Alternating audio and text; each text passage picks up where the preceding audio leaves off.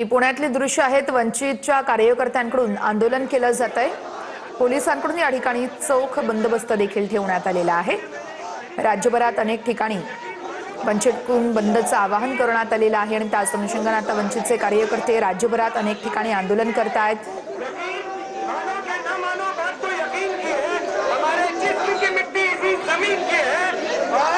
यकीन मानो कि ना मानो, बात तो यकीन की है। हमारे जिस्म की मिट्टी इसी जमीन की है। पेपर लीक करे और छात्रों पे लाठीचार्ज करे, ये साजिश किसी कमीन की है।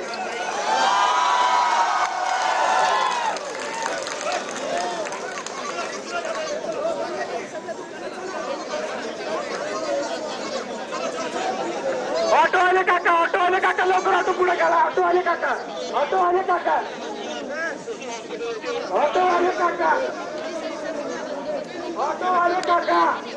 पुढे घ्यायचं। पार्श्वभूमीवरती इथं आपण बघतोय वंचितचे कार्यकर्ते हे बंद पाळण्याचं आवाहन करत आहेत। जी दुकानं सुरू आहेत त्या दुकानदारांना बंदमध्ये सहभागी होण्याचं आवाहन केलं जात आहे। घोषणाबाजी दिली जाते।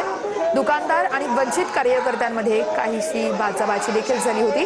योगेश बोरसे आमचे प्रतिनिधी या संदर्भातले अपडेट देत आहेत। योगेश, पुण्यात वंचितचं आंदोलन सुरू आहे, सध्याची एकूणच काय परिस्थिती आहे त्या ठिकाणची?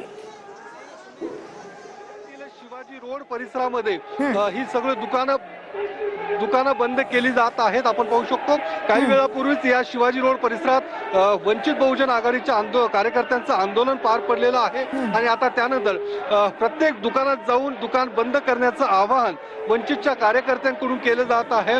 दुकानदारांशी कार्यकर्त्यांची बाचाबाची देखील होताना पाहायला मिळते। काही दुकानदार दुकान बंद करण्यास तयार देखील नाहीयेत, मात्र पोलीस बंदोबस्तात हे अशा पद्धतीचं आंदोलन या ठिकाणी केलं जात आहे। मोठ्या संख्येनं पोलीस बंदोबस्त देखील या शिवाजी रोड परिसरात तैनात करण्यात आलेला आहे। आपण पाहू शकतो हे सर्व कार्यकर्ते आता शिवाजी रोड परिसरातून निघून थेट पुणे स्टेशन पर्यंत जाणार आहेत आणि त्या ठिकाणी देखील दुकान बंद करण्याचं आवाहन या सगळ्या कार्यकर्त्यांकडून केलं जात आहे। ज्या पद्धतीने दिल्लीत गेल्या महिनाभरापासून कॉक्रोच पार्टीचं आंदोलन सुरू आहे, त्या आंदोलनाला पाठिंबा देण्यासाठी वंचित बहुजन आघाडीचे प्रमुख नेते अर्थात प्रकाश आंबेडकर यांनी आज महाराष्ट्र बंदची हाक दिलेली आहे आणि पुण्यात देखील त्यांचे जे काही कार्यकर्ते आहेत त्यांनी आज दिवसभरात ठिकठिकाणी आंदोलनं केलेली आहेत आणि आपण पाहू शकतो आता या शिवाजी रोड परिसरातून दुकानं बंद करायला सुरुवात झालेली आहे आणि या ठिकाणी कार्यकर्त्यांकडून जोरदार घोषणाबाजी केली जात आहे। दुकानं बंद करत नसल्यामुळे लोकांवरती संताप देखील कार्यकर्त्यांकडून व्यक्त होताना पाहायला मिळतोय, मात्र पोलीस बंदोबस्त असल्यामुळे पोलीस